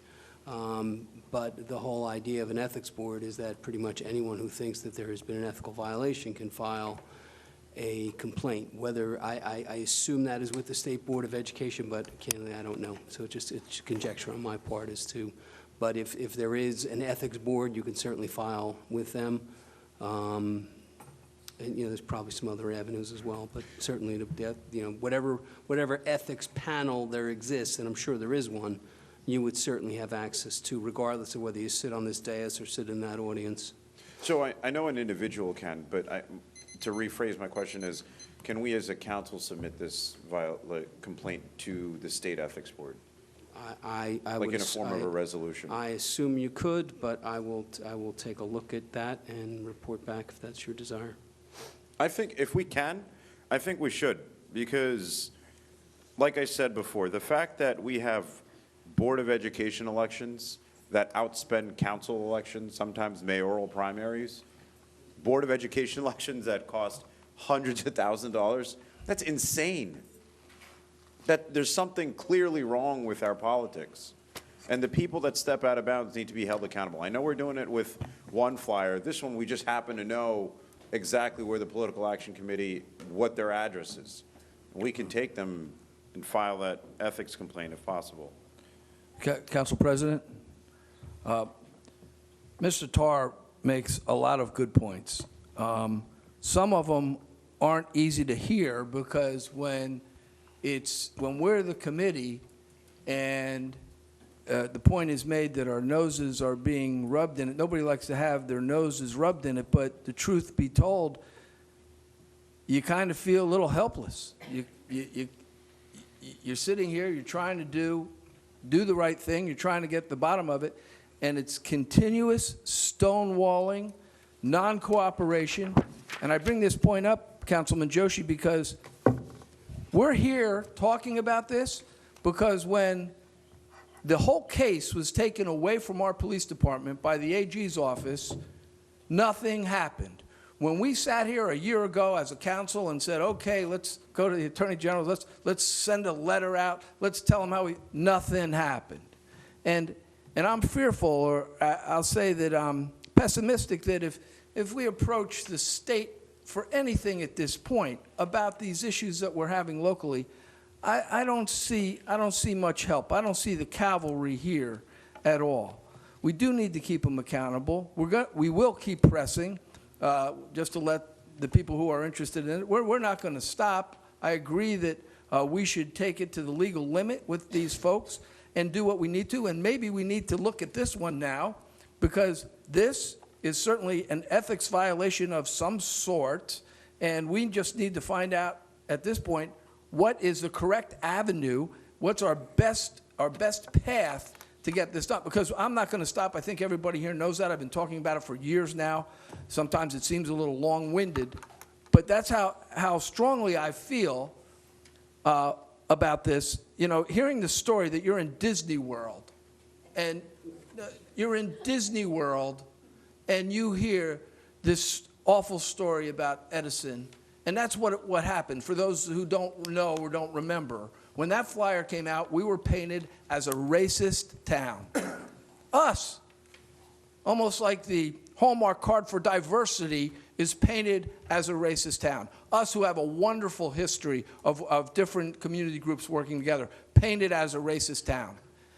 We're not going to let them walk away. Do we get them? I know that we were told many times by one resident, you'll never get them, you'll never get them. Well, we're going to keep trying. And Mr. Tarr and those who are out there, we're going to keep trying. Thank you. And I also want to add one thing. To those who, I hear the comments, and I read the comments, whether it be on Facebook frequently or in the public, that we have been investigating these flyers for years. That's just not true. We started when the Committee of the Whole started. It's been approximately 6 months, 7. And since then, in those 7 months, we've been working not with the state, but with the Postal Inspector's Office and their ties to Washington, D.C. And in those several months, we have gotten further than the state has because, quite frankly, the state does not care. The state is not going to get involved. So when I see comments that say or insinuate that the federal government is taking this up, why are we? They are not. The only reason that they're taking this up is because I physically go to the Postal Inspector's office. I physically meet with those agents and I talk to them and I follow up persistently saying that this needs to be done. So for anyone that says it's not coming to an end, we've gotten further in the last several months than the state has, and the FBI the FBI is not touching this at all. This is the Federal Postal Inspector's Office, which is entirely a separate entity. So when we refer to the feds, we're referring to the Federal Postal Inspection Office. That is separate from the FBI. So in several months, I stand by everything we've done in the last 6 to 7 months, and we've made more traction than all the other agencies combined. Thank you. Mr. Diamond?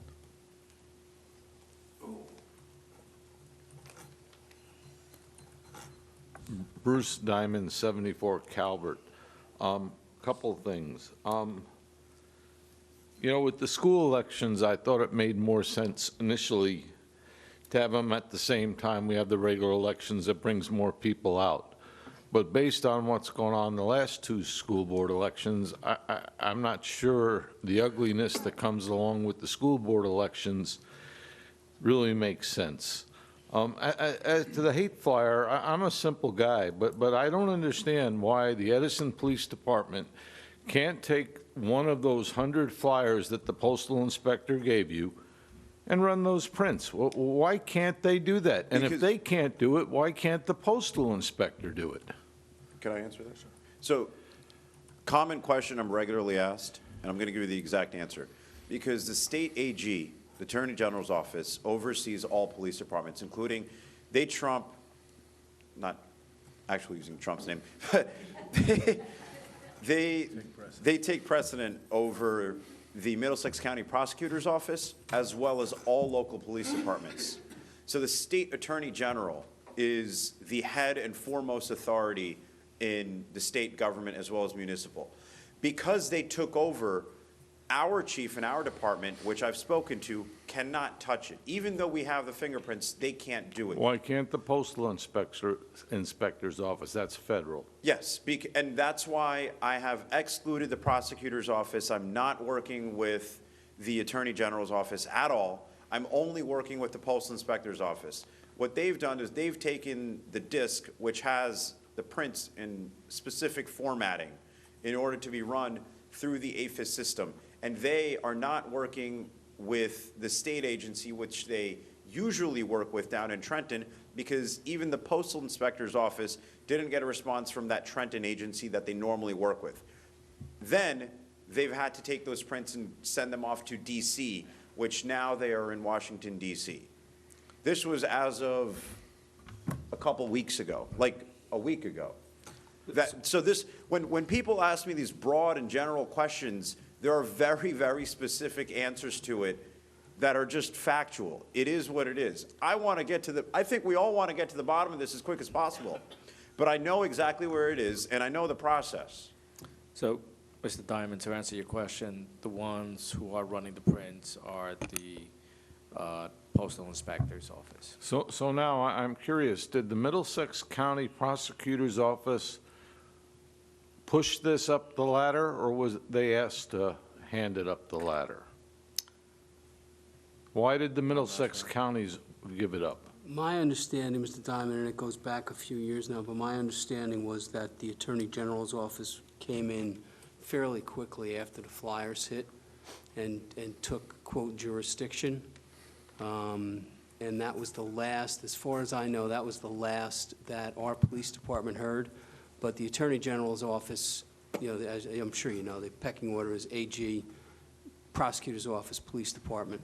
So the chief needs to answer to the prosecutor, who's the chief law enforcement officer in the county, and the prosecutor needs to answer to his boss, the AG. Once the AG took over, the town was shut out. My personal suspicion is the Attorney General's office has lost this on purpose. I don't know who they're protecting, but they're protecting somebody, and the whole thing is offensive. With the trees, do we have an arborist on staff? No. I think the money from the tree fund would be much, because I know sometime this year or the end of last year, I think you guys spent a lot of money on a new bucket truck for removing trees. Is that not correct? I think it would make more sense to engage an arborist to go around town and tag trees and let our own DPW cut them down, rather than engaging a private company or paying or allowing residents to get the trees for free. We got the money, why don't we use it for something good for the town? We actually take care of most of our trees. Only the really very large ones do we outsource.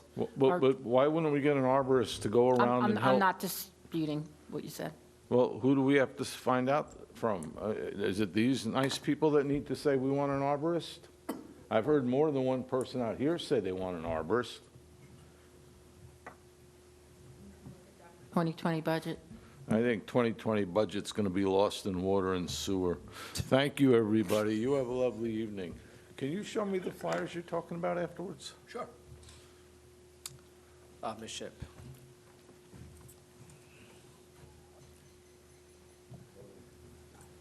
Joy Ship Freeman, 41 South Main Street. I just want to put a little bit of a positive light, because a lot of people put a negative light on the different, the board, and not the council race, because the council race, even I went down to the train station in Edison, and I ran into Maria Orchard, and I ran into Jerry Shine.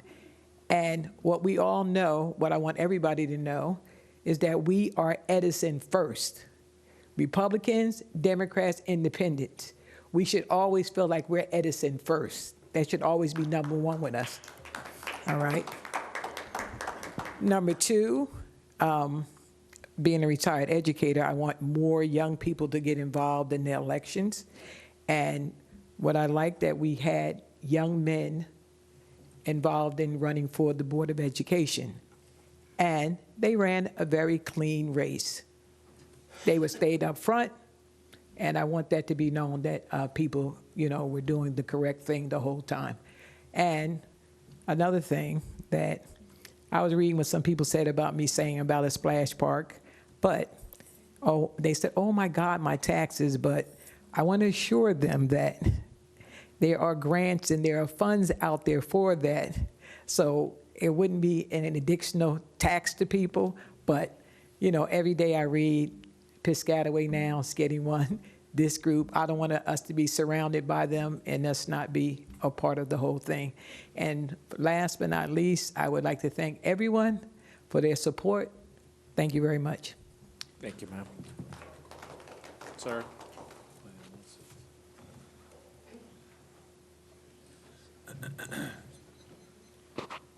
Tony DiPasquale, 2 Pine Street. I just want to address the board elections, and first thing I want to say, I do think that they should be moved to April for the reason of this.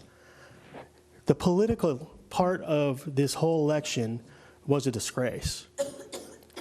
I mean, you know, I don't know if you guys have heard the story that I was involved in at the Woodbrook School.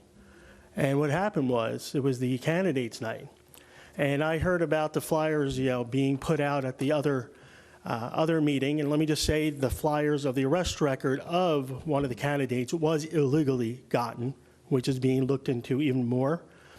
But I, at that meeting, decided, you know what, I'm going to walk out into the parking lot, and I'm going to check and see, just see what happened, see if anybody's out there. Well, as I'm walking in, there's a group of, say, 10 teenagers, 16 and 17-year-olds with papers in their hands.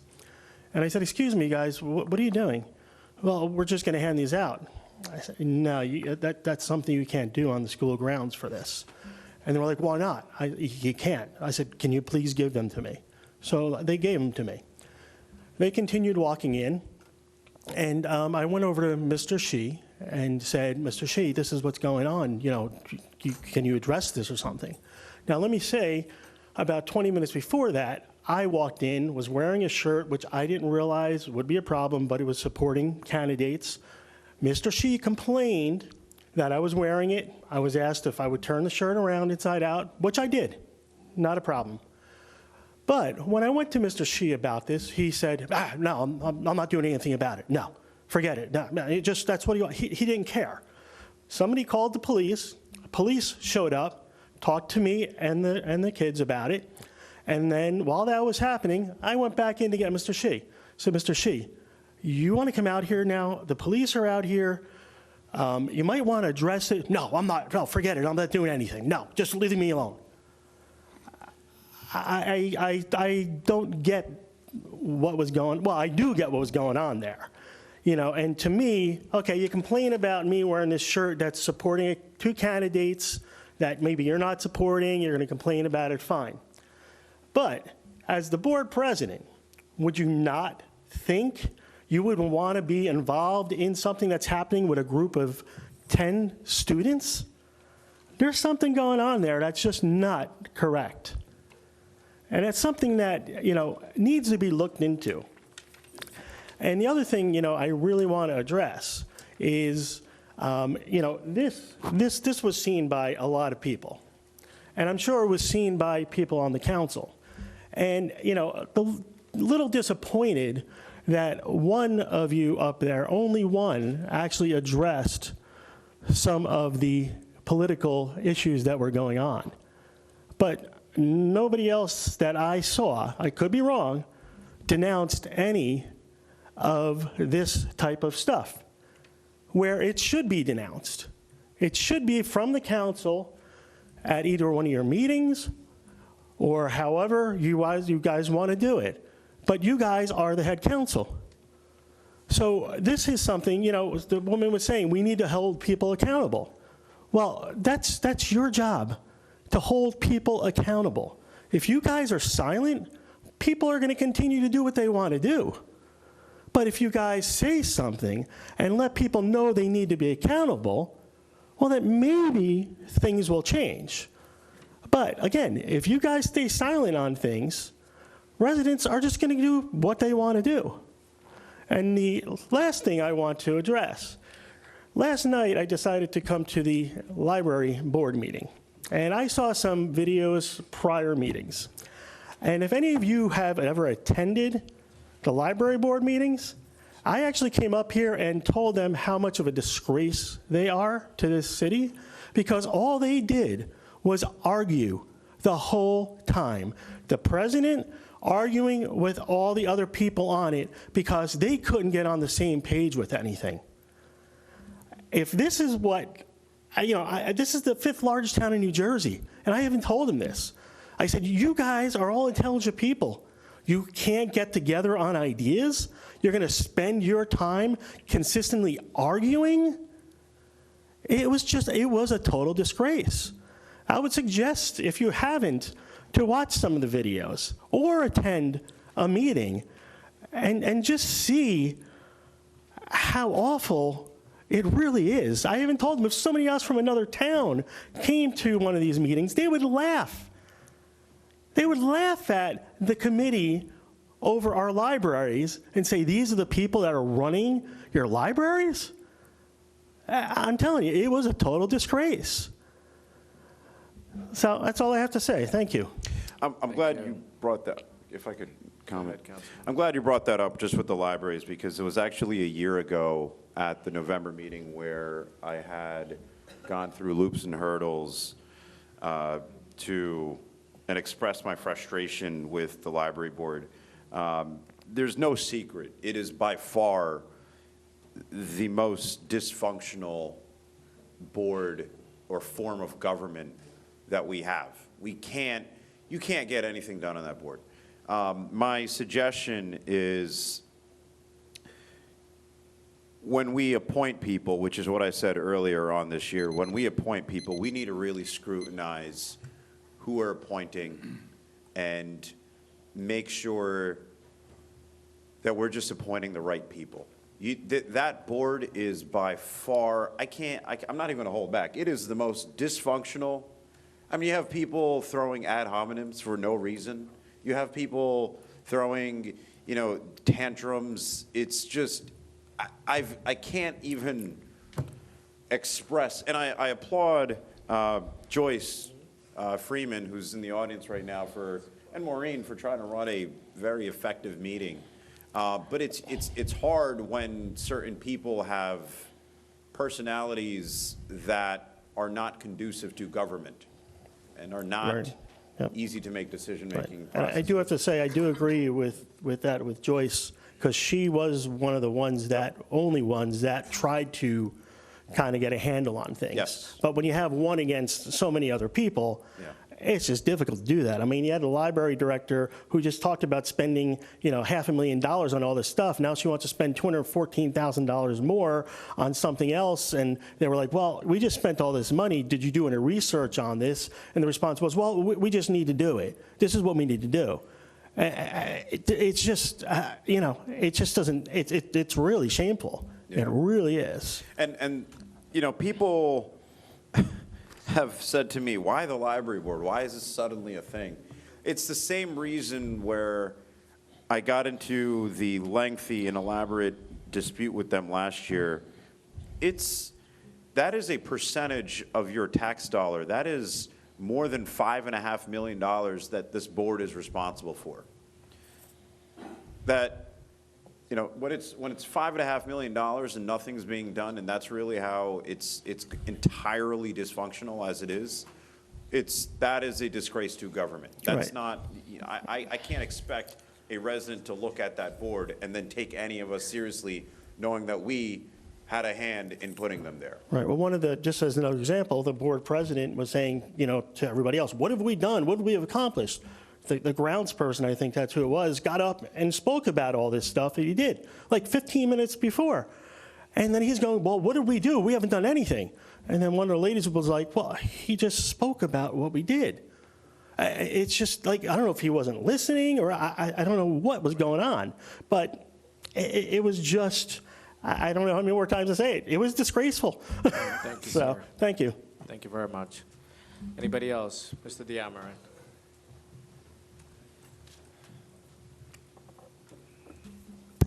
Anthony Diamarin, 15 Rodex Circle. First, I'd like to congratulate all the winners from last week, Council and Board of Ed. As far as the library is concerned, I've been hitting at the library for quite some time. I'm glad to see others are starting to pay more, to pay closer attention to what's going on over there. One quick question that has nothing to do with this. The 287 extension, northbound on 27, has that been approved? I think I spoke The to... money was released, my understanding. It was Okay. originally held up when the governor line item held certain items. I was talking to the mayor about it about 3 weeks ago, and he said that the money has since been released for the study. Okay, good. And lastly, I just wanted to just let everybody know, I am hosting a toy drive on Friday, December 13th, from 5 to whenever, probably 9 o'clock. I'm inviting all council members, all elected officials, all residents. It's going to be held at Grace Reformed Church on Woodbridge Avenue.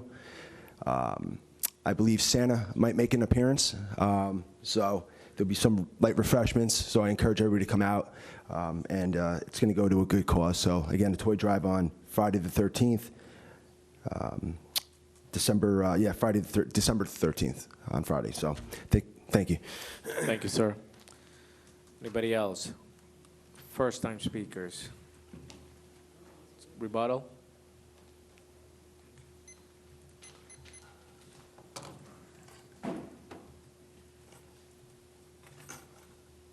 Tom McGockle, 77 Saffron Avenue.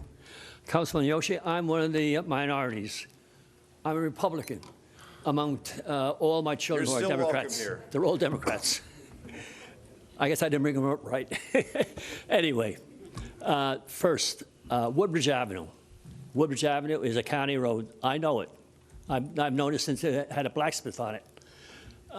However, from the Freedom Trail up to probably entrance to the Merton Center, there's a divider between it.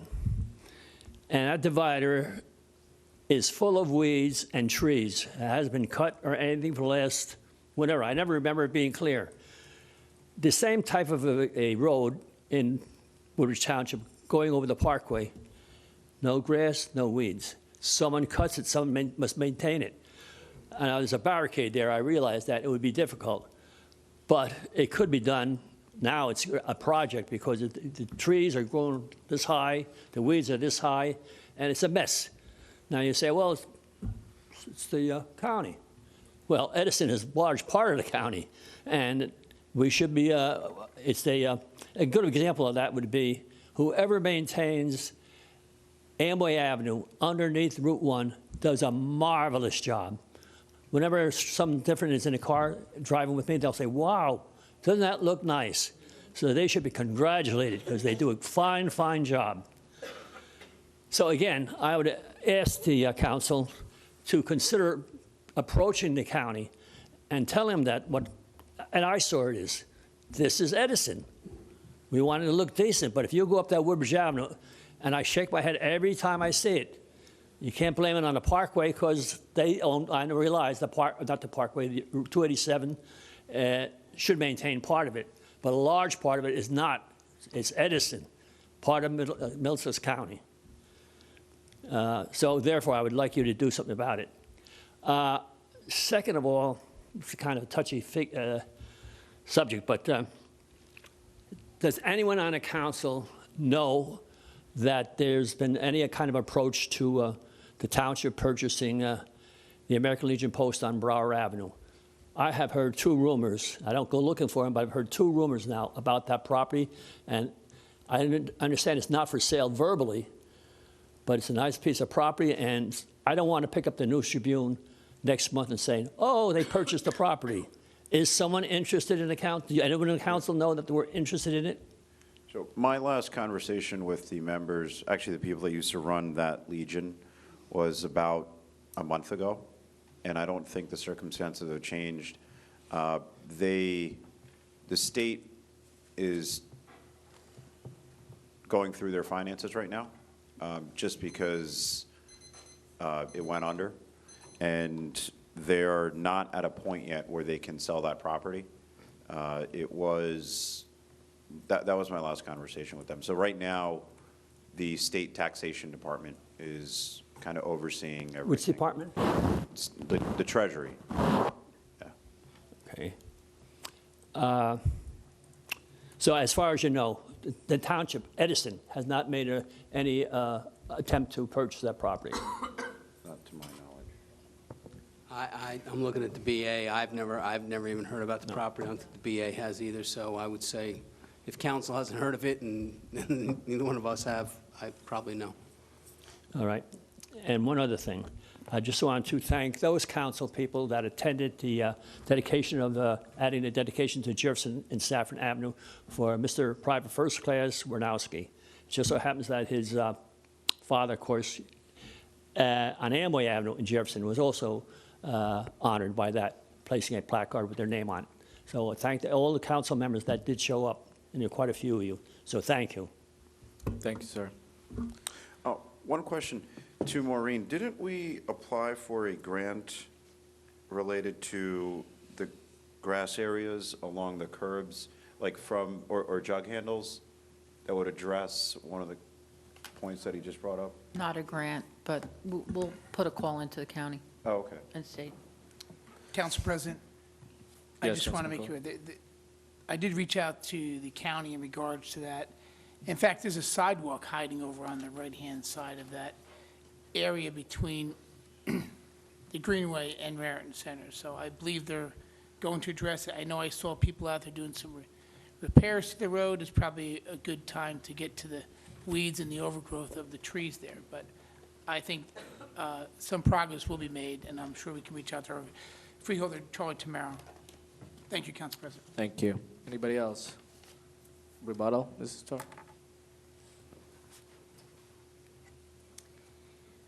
I'd like to ask, and congratulations to the newly elected council members.